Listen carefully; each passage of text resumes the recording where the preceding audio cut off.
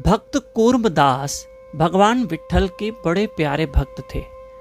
पैठण गांव में रहते थे जो नासिक के पास है, पर उनके दोनों पैर दोनों हाथ नहीं थे, लेकिन भगवान के बड़े प्यारे भक्त थे। एक दिन उन्होंने ये सुना कि जो पंढरपुर में आषाढ़ महीने की शुक्ल एकादशी है, जिस दिन भगवान श्री कृष्ण विट्ठल रूप में प्रकट हुए हैं, पंढरपुर में बड़ा मेला लगता है और लाखों की संख्या में वहाँ भक्त भगवान विट्ठल के दर्शन करने जाते हैं। तो भक्त कूर्मदास ने सोचा क्यों ना मैं भी जाऊं और मैं पैठण अपने गांव से निकलूं और सीधा जाके पंढरपुर जाऊं और भगवान विट्ठल के दर्शन करूं। पर अभी जाएंगे कैसे? तो उन्होंने सोचा मैं रेंगते हुए जाऊंगा, क्योंकि दोनों हाथ दोनों पैर भक्त कूर्मदास को नहीं थे, लेकिन भाव पूर्ण था। 4 महीने अब बाकी थे उस एकादशी में। जैसे प्रिय बंधुओं, वही एकादशी अब 25 जुलाई को आ रही है, जिस दिन भगवान कृष्ण विट्ठल रूप में प्रकट हुए हैं। जय हरि विट्ठल। तो 4 महीने पहले भक्त कूर्मदास अपने गांव से निकले और रोज 3 किलोमीटर तक वो रेंगते रहते थे, बस भगवान विट्ठल के लिए कि मैं अपने भगवान विट्ठल के दर्शन करूं। 3 किलोमीटर वो रेंगते हुए चलते थे। अब करते करते 4 महीने बीत गए और एकादशी से एक दिन पहले जिस गांव में, जिस स्थान पे वहां पहुंचे, कल एकादशी थी, आषाढ़ मास के शुक्ल पक्ष की एकादशी, कल एकादशी थी, और आज जिस गांव में भक्त कूर्मदास पहुंचे वहां से पंढरपुर 21 किलोमीटर बाकी था। अब ये चलना भी चाहते हैं, कल तक चलेंगे भी तो मात्र 3 किलोमीटर, इससे ज्यादा वो नहीं चल पाएंगे। तो ये समझ गए कि कल एकादशी है और कल मैं पंढरपुर तक नहीं पहुंच सकता हूं।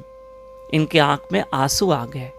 मन में सोचा, प्रभु मैं बहुत मजबूर हूं, आप तक नहीं पहुंच पा रहा हूं, लेकिन आप तो बड़े कृपालु हो, आप तो मजबूर नहीं हो ना, आप आ जाओ और मुझे इस गांव में आके दर्शन दो।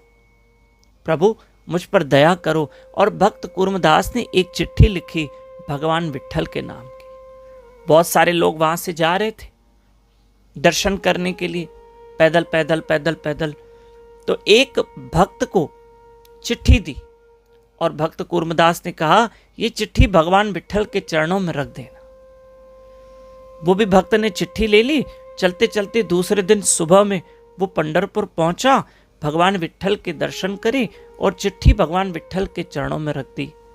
भगवान ने वो चिट्ठी पढ़ ली कि मेरा भक्त कूर्मदास पास के गांव में है, जो ये गांव अभी 21 किलोमीटर दूर है।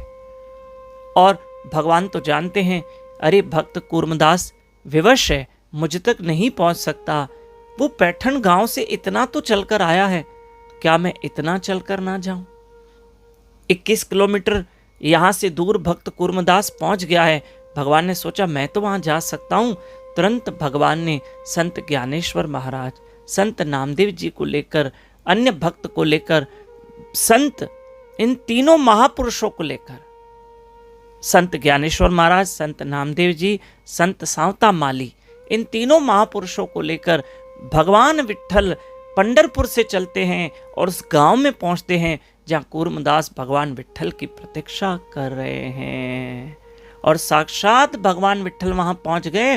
भक्त कूर्मदास को दर्शन दिया। कूर्मदास की आंखों में आंसू आ गए। प्रभु मैं धन्य हो गया, मैं धन्य हो गया। मैं तो नहीं पहुंच पा रहा था, लेकिन आप मेरे पास आ गए। और यूं भगवान अपने भक्त के पास चले गए। भक्त भाव रखता है, भक्त भाव रखता है और भगवान उस भाव को पूरा करते हैं।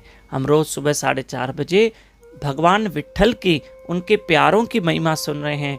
यूट्यूब चैनल दामोदर दास पे लाइव रहकर हमारे साथ जरूर उठें और जप करें, विट्ठल भगवान की महिमा सुने। 18 और 19 जुलाई सैटरडे संडे, कल और परसों बापूजी सरकार जयपुर शहर में हैं। 2 दिन बापूजी के पावन प्रवचन हैं, आप जरूर लाभ लीजिएगा। ARG auditorium, RPA road, Shastri Nagar, Jaipur. शाम को 7:30 बजे बापूजी के पावन प्रवचन, कल सैटरडे, परसों संडे। हरे कृष्ण।